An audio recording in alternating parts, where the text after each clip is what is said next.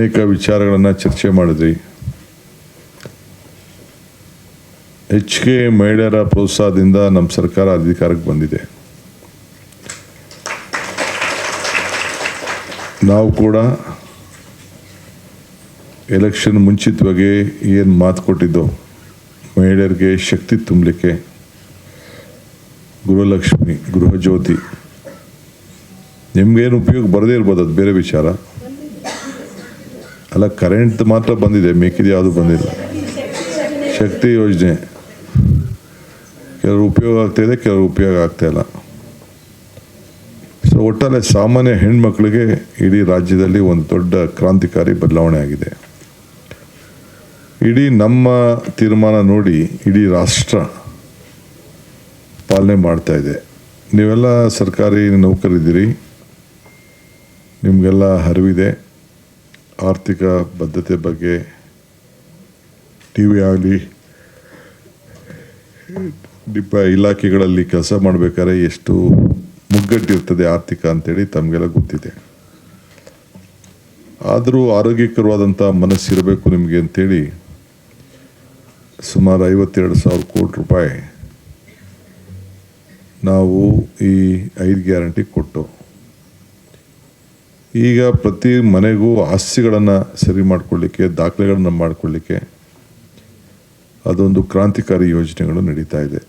ಬಡವರು ಇರ್ಬೋದು, ನಿಮ್ಮದೇ ಇರ್ಬೋದು, ಯಾರದೇ ಇರ್ಬೋದು, ಸೈಟು ದಾಖಲೆ, ಏನೋ ಒಂದು ಚಿಕ್ಕ ಮನೇನೋ ಫ್ಲ್ಯಾಟೋ ಏನೋ ಭೂಮಿನೋ ಇಟ್ಕೊಂಡಿರ್ತಾರೆ, ಅದಕ್ಕೊಂದು ಸರಿಯಾದ ದಾಖಲೆ ಮಾಡಿಕೊಡ್ಬೇಕು ಅಂತೇಳಿ ನಾವು ಹೊರಟಿದ್ದೀವಿ. ಇದಕ್ಕೆ ನಿಮ್ಮೆಲ್ಲ ಅಧಿಕಾರಿಗಳು, ನೌಕರು, ಸಿಬ್ಬಂದಿ ಇವರೆಲ್ಲ ಸಹಾಯ ಮಾಡ್ತಾಯಿದ್ದಾರೆ. ಸೊ ನಮ್ಮ ಗ್ಯಾರಂಟಿ ದೇಶಕ್ಕೆ ಗ್ಯಾರಂಟಿ ಆಗಿದೆ. ಈಗ ನಮ್ಮ ಮಾರ್ಗದರ್ಶನ ಇವತ್ತು ನನಗೆ ಕೆಲವು ಬೇಡಿಕೆಗಳನ್ನು ಕೊಟ್ಟಿದ್ದೀರಿ. ಈಗಾಗಲೇ ಈ ಪ್ರೆಗ್ನೆನ್ಸಿ ಕೇರ್ ಲೀವ್ ಆ್ಯಕ್ಟ್ ಕೂಡ ಜಾರಿಯಾಗಿದೆ.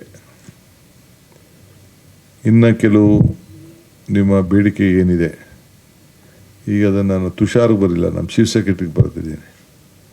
ಯಾಕೆಂದರೆ ಅವರು ಒಂದು ಹೆಣ್ಮಗಳು, ಅವಳಿಗೂ ನಿಮ್ಮ ಪರಿಸ್ಥಿತಿ ಅರ್ಥ ಆಗ್ತದೆ.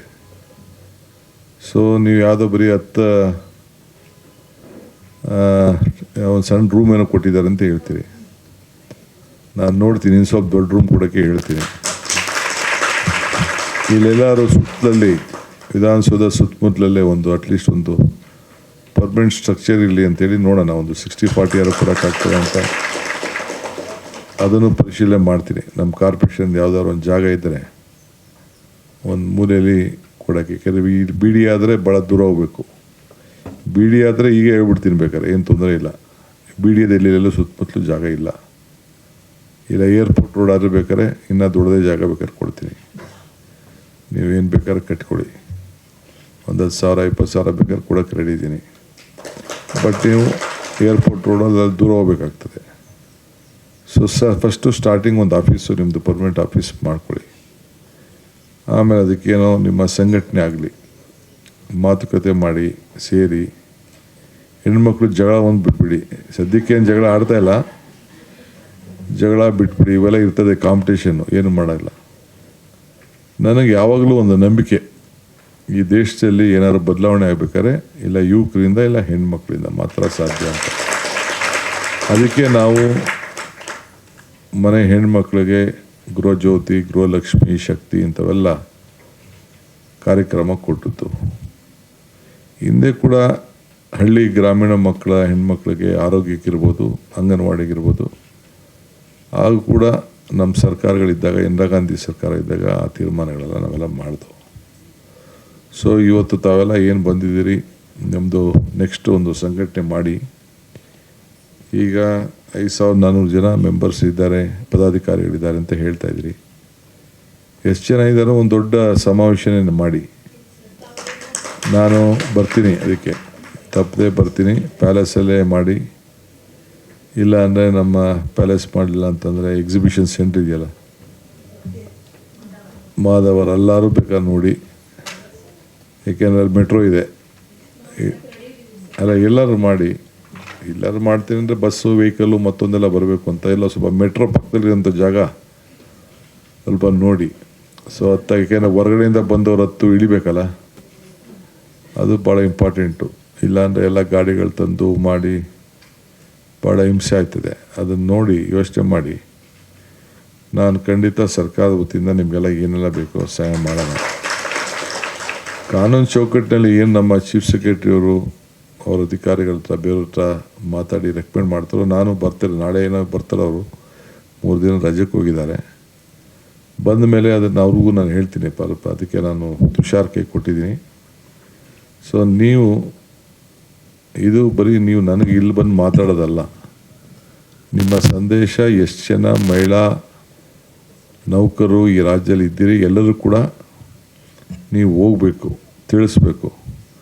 ನೀವು ಸುಮ್ಮನೆ DK ಶಿವಕುಮಾರ್ ಟೈಮ್ ಕೊಟ್ಬಿಟ್ರು ನಮ್ಗೆ ಒಳ್ಳೆ ಇದು ಮಾರ್ಗದರ್ಶನ ಅಂತ ತಿರ್ಗಿ ಈ ಸರ್ಕಾರ ತರಬೇಕು ನೀವು. ಆಗ ಅದಕ್ಕೆ ಬೆಲೆ. ಇಲ್ಲಾಂದರೆ ನಿಮ್ಮ ಮಾತಿಗೂ ಬೆಲೆ ಇರಲ್ಲ, ನಿಮ್ಮ ನಂಬಿಕೆಗೂ ಬೆಲೆ ಇಲ್ಲ. ಸೊ ನಿಮ್ಗೊಂದು ಕಾನ್ಫಿಡೆನ್ಸ್ ಇದೆಯಲ್ಲ, ಶಿವಕುಮಾರಿಂದ ಈ ರಾಜ್ಯದಲ್ಲಿ ನ್ಯಾಯ ಸಿಗ್ತಾ ಇದೆ ಅನ್ನೋದು ನಿಮಗೆ ಕಾನ್ಫಿಡೆನ್ಸ್ ಇದೆ. ಸೊ ಅದಕ್ಕೆ ನಾವು ಒಂದು ಹೊಸ, ನೀವು ಕೂಡ ಪಾಪ ಯಾರು ಕೆಲವರು ಮೇಲ್ಗಡೆ ಇರೋರು, ಕೆಲವ್ರಿಗೆ ಮಧ್ಯದಲ್ಲಿ ಕೆಲವು ಮಿಸ್ಯೂಸ್ ಮಾಡ್ಕೊಳ್ಬೋದು. ಬಟ್ ನೀವೆಲ್ಲ ಪಾಪ ನೌಕರರು ಸರ್ಕಾರ ಏನು ಹೇಳ್ತದೆ ಅದನ್ನು ಭಾಳ ಶ್ರಮ ವಹಿಸಿ ಸೇವೆ ಮಾಡಿಕೊಂಡು ಬಂದಂಥ ಒಂದು ಪದ್ಧತಿ, ಗೌರವ ಎಲ್ಲ ಉಳಿಸ್ಕೊಂಡು ಬಂದಿದ್ದೀರಿ. ಸೊ ನಿಮ್ಮೆಲ್ಲರೂ ಕೂಡ ಒಳ್ಳೆಯದಾಗಲಿ. ಸೊ ಇದು ನಾನು ಹಿಂದೆ ನಾಯಕಿ ಅಂತ ಒಂದು ಕಾರ್ಯಕ್ರಮ ಪ್ರಾರಂಭ ಮಾಡಿದ್ದೆ. ಅಂದರೆ ಪ್ರತಿಯೊಬ್ಬ ಹೆಣ್ಮಗಳು ನಾಯಕಿನೇ ಅಂತ ಮನೇಲಿ. ಮನೆ ಪ್ರಾರಂಭ ಮಾಡಿದಾಗ ಎಲ್ಲ ಜವಾಬ್ದಾರಿ ತಗೊಂಡು ಆ ನಾಯಕತ್ವದ ಗುಣ ಹೆಣ್ಮಗಳಲ್ಲಿ ಇದೆ ಅಂತೇಳಿ ಮಾಡಿದೆ. ಅದು ನಮ್ಮಲ್ಲಿ ಸರಿಯಾಗಿ ಟೇಕಪ್ ಆಗಲಿಲ್ಲ. ಅದಕ್ಕೆ ನೋಡೋಣ, ನಮ್ಮ ಮಧ್ಯದಲ್ಲಿ ಇನ್ನೊಂದು ಹೊಸ ಸ್ವರೂಪ ಕೊಡಲಿಕ್ಕೆ ಪ್ರಯತ್ನ ಮಾಡ್ತೀನಿ. ಏಕೆಂದರೆ ಅವ್ರಿಗೆ ಜಾಗೃತಿ ಮೂಡಿಸ್ಬೇಕು, ನಾಯಕತ್ವ ಗುಣಗಳು ಬೆಳಿಬೇಕು. ಮುಂದಕ್ಕೆ ಯಾರು ನಿಲ್ಸೋಕ್ಕಾಗಲ್ಲ. ಈಗ ಏನೋ ನಾವು 1-2 ಮಂತ್ರಿ ಮಾಡೋಕ್ಕೆ ನಾವು ತೊಳ್ಕಾಡ್ತಾ ಇದ್ದೀವಿ. ರಿಸರ್ವೇಷನ್ ಬಂದ್ಬಿಡ್ತದೆ, ಯಾರು ಎಲ್ಲ ಪಾರ್ಲಿಮೆಂಟಲ್ಲಿ ಪಾಸ್ ಆಗೋಗಿದೆ. ಸೊ ಯಾರು ಏನೇನು ಆಗ್ತಾರೋ ಹೇಳೋಕ್ಕಾಗಲ್ಲ. ನಿಮ್ಮಲ್ಲೇ ಎಷ್ಟೋ ಜನ ಏನಾಗ್ತಿರೋ ಗೊತ್ತಿಲ್ಲ. ಮೋಟಮ್ಮ ಅಲ್ಲಿ ಅವರು ಸರ್ಕಾರಿ ಸೇವೆಯಲ್ಲಿದ್ದರು. ಅವರ ಮನೆಯವರು ಅಲ್ಲ, ಅವರು ಸಬ್ರಿಸ್ಟ್ ಆಗಿದ್ರ, ಅವರೆಲ್ಲ ಏನೋ ಆಗಿದ್ದರು. ನಮ್ಮ ರಾಮನಗರದಲ್ಲೂ ಬಿಡದಿಲಿ ಕಾಲೇಜಲ್ಲೂ ಇದ್ದರು.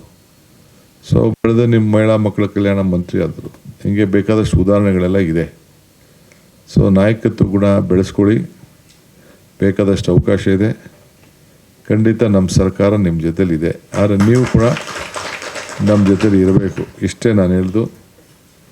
ಸೊ ಇನ್ನು ಮಿಕ್ಕಿದ್ದು ಮೊನ್ನೆ ತಾನೇ ನಮ್ಮ ಕಾದರವರು ನಿಮ್ಮ ಹತ್ರ ಎಲ್ಲ ಕೂಡ ನಿನ್ನೆನೋ ಮೊನ್ನೆನೋ ಕಾರ್ಯಕ್ರಮ ಇವ್ರನ್ನ ರಮ್ಮಿನೇನೋ ಕರೆದಿದ್ರಂತೆ. ಸೊ ಏನೇನು ಬೇಕೋ ಮಾಡ್ತೀವಿ. ಮಿಕ್ಕಿದ ಏನೇ ವಿಚಾರ ಕೂಡ ಬಂದು ನಮ್ಮ ಹತ್ರ ಟೈಮ್ ತೆಗೆದುಕೊಂಡು ಬನ್ನಿ. ಕಾಂತನಾಯಕ್ ಅವರು ತಮ್ಮೆಲ್ಲರ ಪರವಾಗಿ ಬಂದಿದ್ದಾರೆ. ಸೊ ನಾನು ಟೈಮ್ ಕೊಟ್ಟಿದ್ದೀನಿ. ಸೊ ಎಲ್ಲರಿಗೂ ಒಳ್ಳೆಯದಾಗಲಿ, ಮತ್ತೆ ಭೇಟಿ ಮಾಡೋಣ. ನಮಸ್ಕಾರ.